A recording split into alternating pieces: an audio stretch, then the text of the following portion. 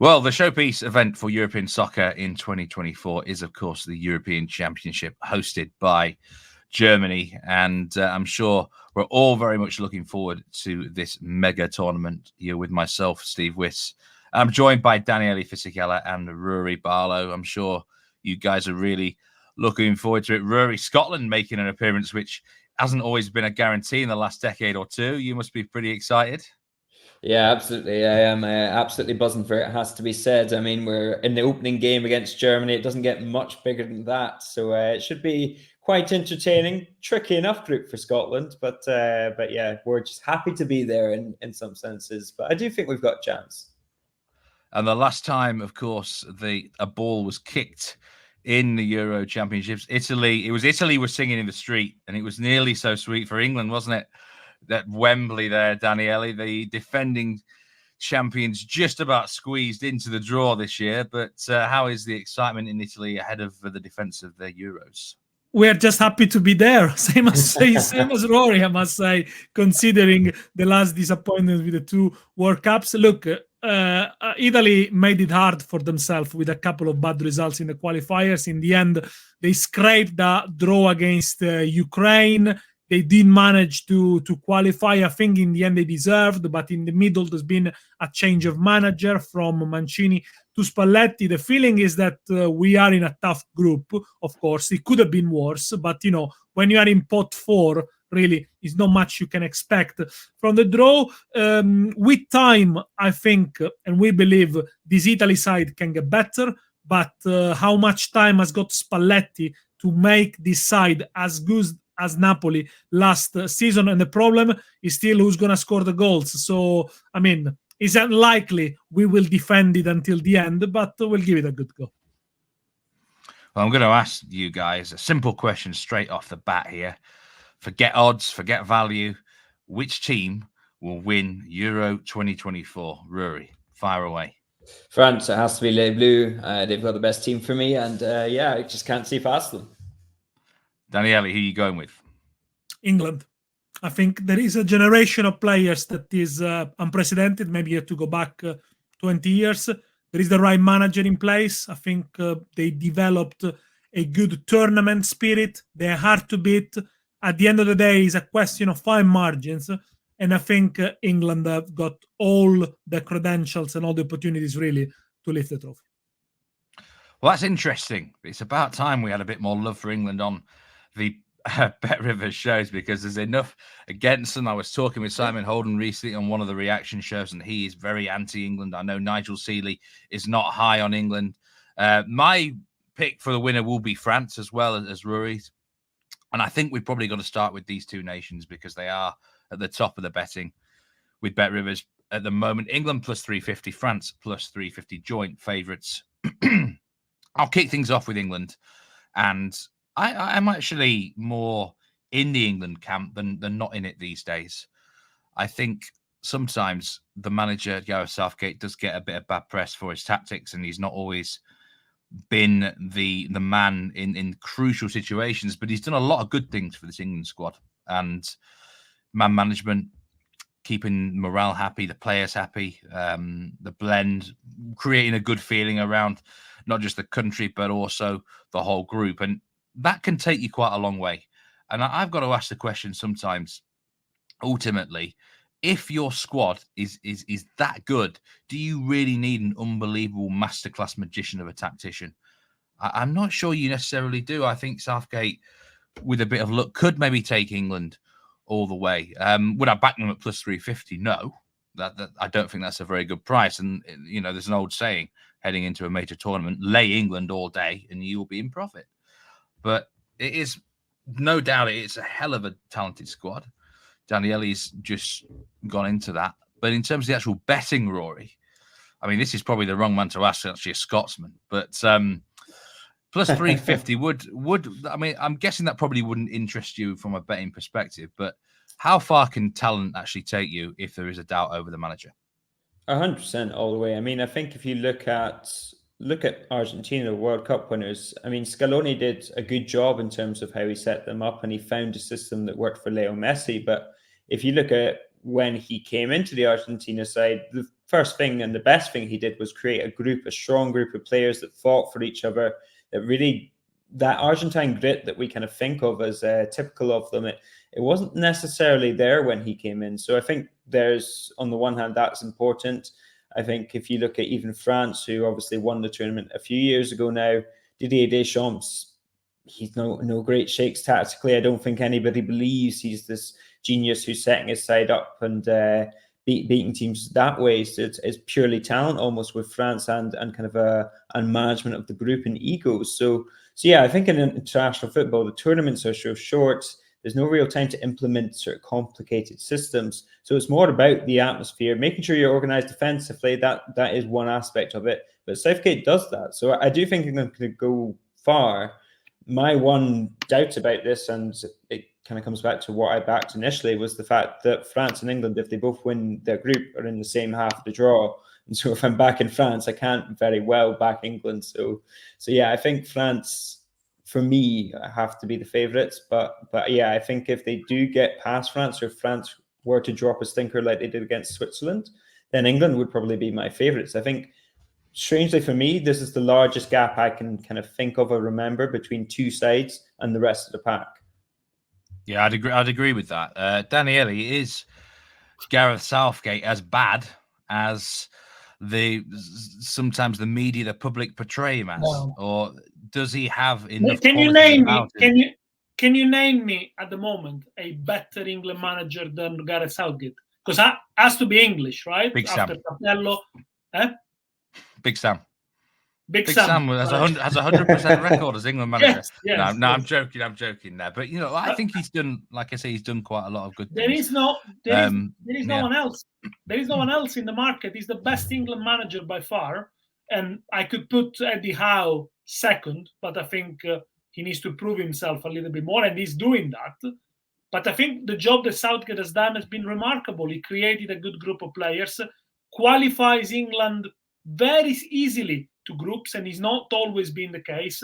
And in tournament football, there is a third place in the World Cup in 2018, there is a second place in the Euros, and then is a defeat against France in the World Cup. And again, for small details, fine margins, Harry Kane scores the penalties, England goes to the extra time, and probably could edge France tactically set up really, really well in that game, England. And I think, yes, there is a hyper-criticism against him. But I return to the point I did before. England, they got a good group, but they got superstars in their team. They got Bellingham, they got Kane, and sometimes this is enough for you to win tournaments. Of course, without forgetting a player like Kieran Trippier. So far, I can't find any other better right back in the Premier League. Of course, the only problem for Southgate could be selections.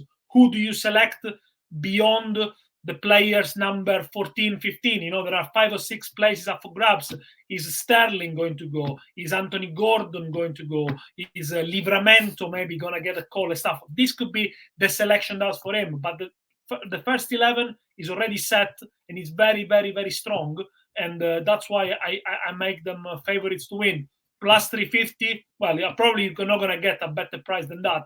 Having said that, if England wins the group and France win the group, they're probably going to meet in the semi-final, because that's how the draw has been made. So it's either or France or England. But of course, it cannot be a final if they both win the group, which you might want to consider at the time of putting a bet.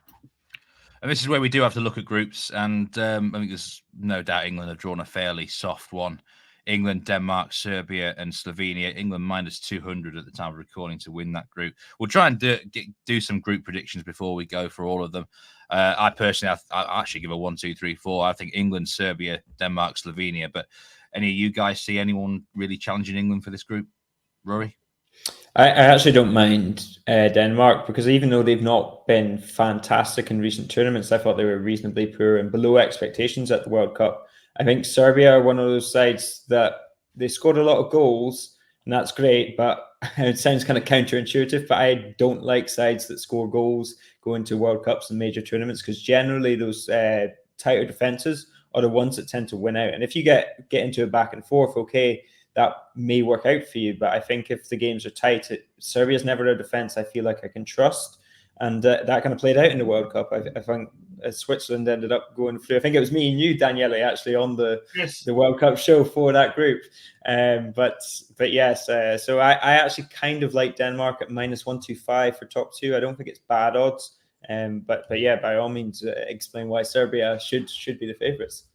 I am just waiting for the over-under line for the amount of times that Denmark are mentioned as a dark horse going into the Euros. They are the ultimate darkest of horses, and I'm sure they will have that tag again, despite letting a lot of people down at the World Cup. Let's talk about France then before we move on to some other nations. I think, like you said, Rory, it's fair to say that England and France do have the best squads on paper. France have certainly a more difficult group on the looks of it. France, the Netherlands, Austria, who are an interesting side, and then the playoff winner of A, which possibly could be Poland or even Estonia. Or if that happens, then I'll fly to the moon and back. But at the end of the day, France, it's an interesting question for both of you. Just say Kylian Mbappe was ruled out for the whole tournament. Could France still win Euro 2024, do you think, Rory? Absolutely. I mean, they've so much strength and depth, more than any other country. I think France have such a leveling of talent. I mean, across that midfield, you look at some of the players they can miss, and you can still put in brilliant players. Antoine Griezmann, I know Atleti have just gone to Barcelona and lost, and Griezmann didn't quite perhaps perform, but I'm still going to maintain that, especially in international football, he's one of the best players around. And I think Mbappe, the fact that he scores all the goals and the fact that he got a hat-trick in the World Cup final overshadowed the fact that, for me, he was the best player for the Les Bleus in the World Cup. And so, yeah, I think they have so much talent, so much depth of talent. And if Mbappe is fit, I think it's helping them that they've got players like Marcus Thuram and Randall Kolo Muani, players that haven't necessarily proven themselves, are really good players, but don't have necessarily an ego to go with them. So they're not going to kind of try and captain the ship in the way that Karim Benzema might, perhaps, as he did during the last Euros, and that kind of didn't quite work out. So I think you remove some of that ego. I think that works in France's favour compared to the last time they were in the Euros.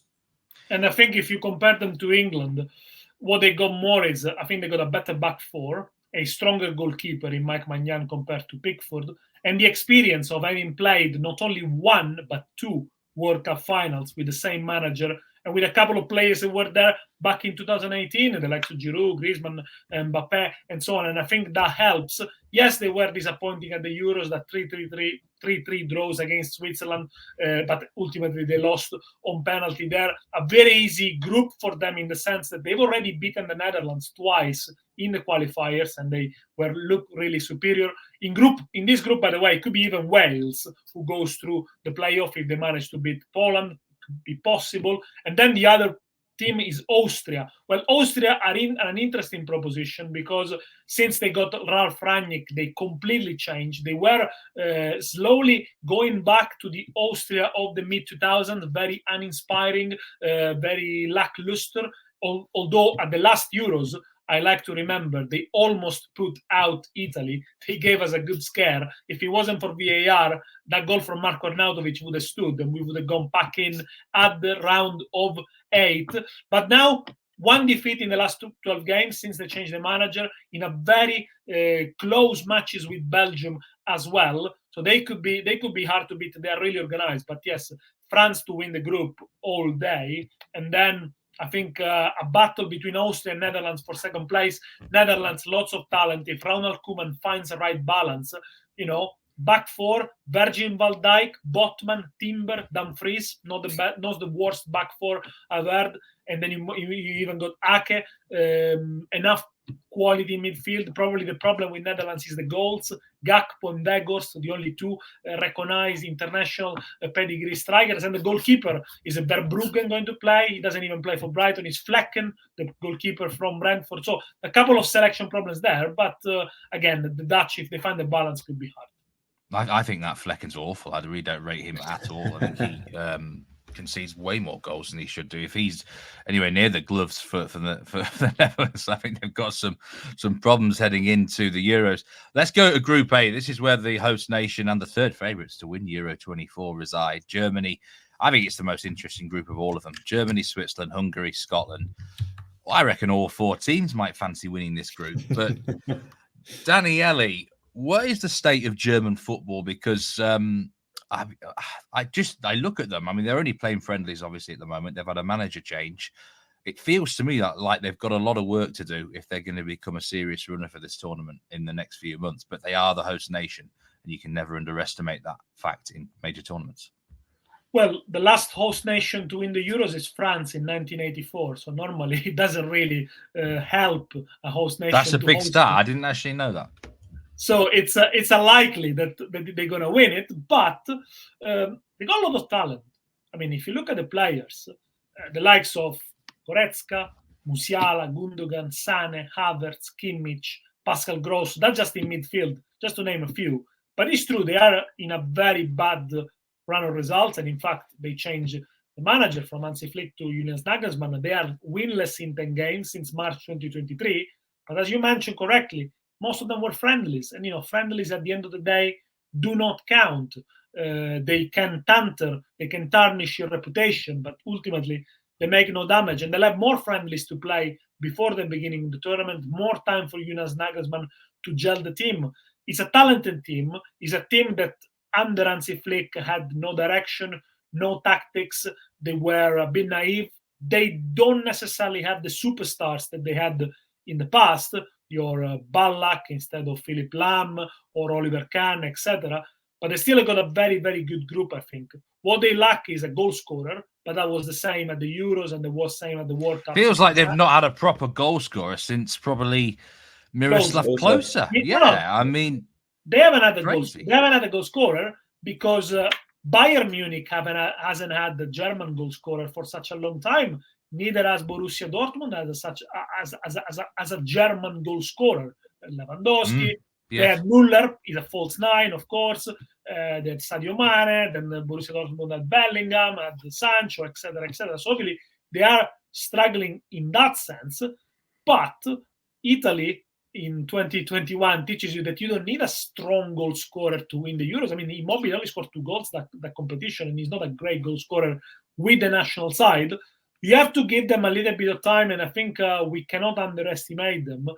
That yes, I'm not because of the home factor. I don't think it's the home factor. It's the fact that but because they do have talent. They're good at talent. They got a very good manager in charge. So give him a bit of time. Yeah. I place them in the same brackets as Italy, rebuilding team with talent. It's an interesting group. I've seen a few people, and I must say, Hungary at 80-1 to win the Euros would probably be, if I was to have to pick someone at a big price, I might go with them. They're plus 500 to win this group. Scotland plus 700. Ruairidh, would the Scots tempt you to win Group A, do you think? Because, I mean, they've had a pretty decent qualifying campaign. Are you expecting much from your nation in this tournament? I think we have a decent enough chance of getting through. Of winning the group, no, because Steve Clarke's a conservative manager. He's not going to go out to win these games, basically. And I think it will come down to the last game for them. I believe it's Hungary in the final game for Scotland. So yeah, I think it's going to be a bit of a playoff there in that game. If they can both get there with kind of a chance still being alive. Yeah, again, I like Scotland to maybe even get a point against Germany in the opening game, but that's kind of why I like this German side to go quite far. I think they're plus 350 to make the top 2 to get to the final, essentially. And if you look at the half of the draw, again, they avoid France and England if Germany, France and England all top their group, Germany are on the other half of the draw. So that works a lot in their favor. They'll probably get one of Spain or Italy in that half of the draw. But yeah, it's a team that I like in the sense that they can probably ease themselves through this group, dropping points. They could probably take 5 points from this group and maybe even win it still. So I think it's not necessarily going to jeopardize their hopes. I think these other 3 teams are all decent sides, and Hungary have a great history against Germany recently. They've beaten them 3-4 times in recent years. But yeah, I think it's a group that allows them to ease themselves into the tournament without necessarily going out in the same way that Spain or Italy, if they lose their first game, they might be in trouble. And so, yeah, I do like this group in general for entertainment. I think it's going to go down to the wire. And I think on that last day, you could have all 4 teams in contention to go through or go out. Definitely, it feels that way. And Group B is another tasty-looking group. We've got Italy in there with Spain.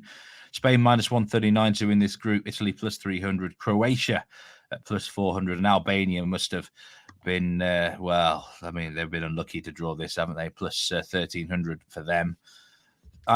Pro Better Will White on one of the shows recently suggested that he actually has Spain ranked as as the best international team in Europe. Ruairidh, would you agree with that or not? Or have they got some work to do? I don't personally. I mean, you look at the best parts of Spain, and Spain are always like this. They're great in the groups. They're great in qualifying. They're fine until kind of the pressure comes on. But yeah, I think they're just missing a little bit of something. I think Alvaro Morata's their goal scorer, obviously, and we've spoken about not necessarily needing a clinical goal scorer to win a tournament. But if you look at Morata, you're basically asking him to maintain his form for the Spain side to win, because I don't think they have the most solid defence. They've been playing Laporte and Robin Lenormand. I think there's weaknesses there. You look at the left back situation, they've got Gaya or Balde, there's various, Grimaldo is also in there, but it's a Spain side that has so many attacking players in it that they're essentially relying on their game plan to always come off. Whereas you look at the other contenders, especially France, England, Italy more so, I guess, would be open to a counter. They all have players that will just win the game on their own if they get given a space, if they get given an opportunity. And for Spain, I'm not sure they quite have that same individual quality. So they're asking their plan to come off. It's Luis de la Fuente, who's an inexperienced manager at this level. I have my doubts about Spain. It has to be said. Although, yeah, I hope they do well. How will Italy approach this group, do you think, Daniele? Are they any value at plus 300? And is everyone a little bit dismissive of Croatia? Everyone's kind of saying their generation's past, or, you know, do they need to be taken seriously still? Italy will approach it in the sense that they'll try to play football and try to dominate the possession, so play on the front foot with a 4-3-3 formation that Spalletti is trying to drill into Italy's players' mind. I mean, it's not very different, the approach, from what Mancini had. The only difference is that Spalletti has come on with more enthusiasm and tried to restore the enthusiasm and drive into the Italy's players. But then the concepts are very much the same. Keep the ball, move it quickly, and make up for the lack of a superstar with a collective play. So it's very important that the three midfielder, Locatelli, Barella, Jorginho, play well and they're finely tuned. It's very important that Chiesa is in top form. It's probably our best chance of winning games. And when it comes to the defense, the back four, we have no longer the Bonucci, the Chiellini, or the generation of those defenders that can sustain longer spells of positional defenders. If you look at defending, if you look at the game against Ukraine, we almost gave out a penalty in the last minute for a foul of Mudryk, which, by the way, was a penalty, and we would have been out. So, you know, Italy needs to be really careful. They can't repeat what they did at Euro 2021, for example, in the semi-final against Spain.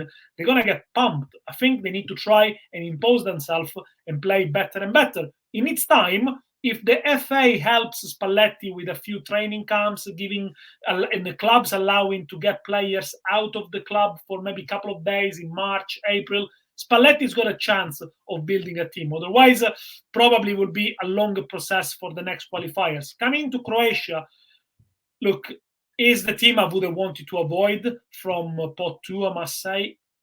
Yes, at some point, we will say, oh, it was one game too many for Brozovic and Modric. But so far, it hasn't happened.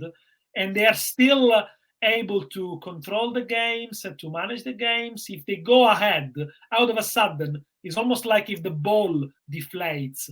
They stop playing football. There are a lot of stoppages. They are very good at managing the games and the time margins. They don't have goal scorers, true.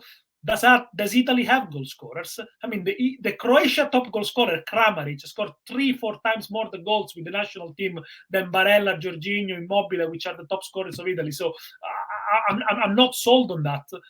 It is a side that really I wouldn't want to avoid.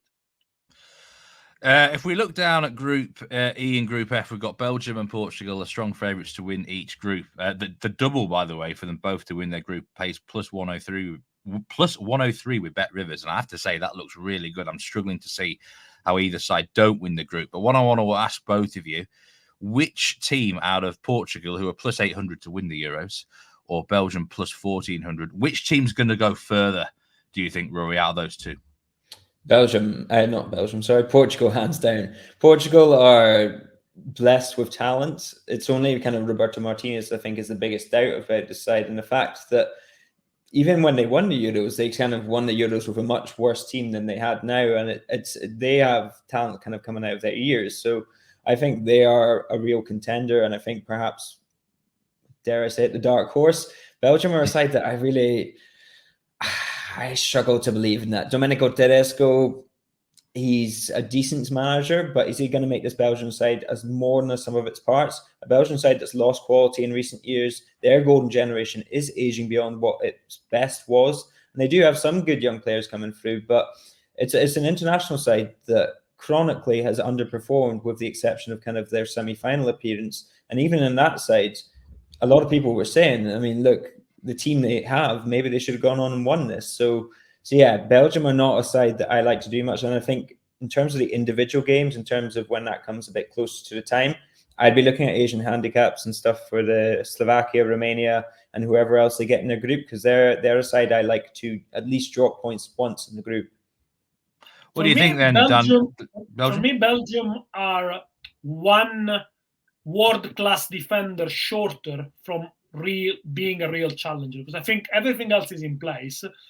They have a top goalkeeper in Courtois as soon as he comes back, excellent striker in Lukaku, Jeremy Doku, at the moment probably the Premier League best player, as long as then Kevin De Bruyne returns, but they probably lack something at the back. I think Portugal are going to go further. By the way, Roberto Martinez is unbeaten with Portugal, perfect record, 10 in 10 in qualifiers, blessed with talents. Probably this is the first major tournament where Ronaldo doesn't necessarily start every single game, and I think that's the conundrum Martinez needs to solve. But apart from that, he has talents everywhere, and I think they look really, really complete. For me, it's Portugal. I mean, these are easy groups, okay? Because Slovakia and Romania lack international experience. Interesting propositions, have got good talent, but they really have never played at that level. The winner of playoff B goes into Group E with Belgium, probably Ukraine, and I would probably tip them, if it's Ukraine, to finish ahead of Slovakia and Romania. In Group F, you got the likes of Czech Republic, who at the moment are without a manager, because Shiravi resigned due to that controversial night in the disco for some of the players. But he resigned, but they weren't very good. They only won 4 out of 8 games in the group against Moldova. Turkey, I mean, they always look at the dark horse and stuff like that, so I'm not going with them just yet. And then you got the playoff winner of League C, which is Greece of Luxembourg, which I think Portugal should make a meal of it. But easy groups, which often means you can rest players on match day 3, and is a huge advantage when it comes to a short tournament. So yes, I think you can see the benefit further down the line.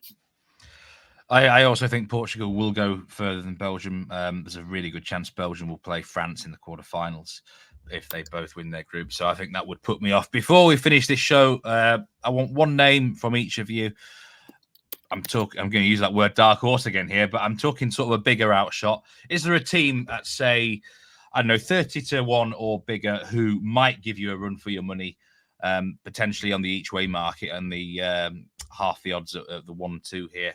Rory, is there anyone you think that could give you? I mean, I just think Hungary at 80-1 could be a team to watch. I think they've been progressing reasonably well of late. They've got a group which is they could get out of it if they play good football. Is there anyone that you like? Bigger odds? Honestly, if we're going sort of really, really dark horse, kind of mired in obscurity, then I'd honestly go Switzerland. I really like Switzerland as an international side. They always have kind of a mentality and a solidity that a lot of teams lack, and they seem to have a lot of international experience. You saw that at the World Cup, where they don't necessarily have the greatest team, but they do kind of eke out results. And if they come up against a giant like France, then they know that they can beat them, even if I do think they're lacking quality to really kind of go and win it, kind of thing. What's currently the price for Germany? Germany are actually the third favourites at plus 650. So not great value there. Not great value there. I would go for Croatia. Masters of Croatia, margins, international experience. Not necessarily need a top striker to go further in tournaments. I've done it time and time again.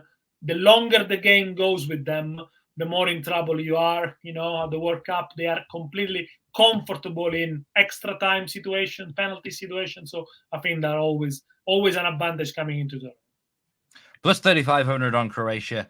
That will do it for your early look at the Euro 2024 draw and betting odds. Best of luck to anyone who is taking some early picks in this tournament. And thank you very much to Ruairidh, Barlow and Daniele Fisichela. It was a pleasure doing the show with you two gentlemen.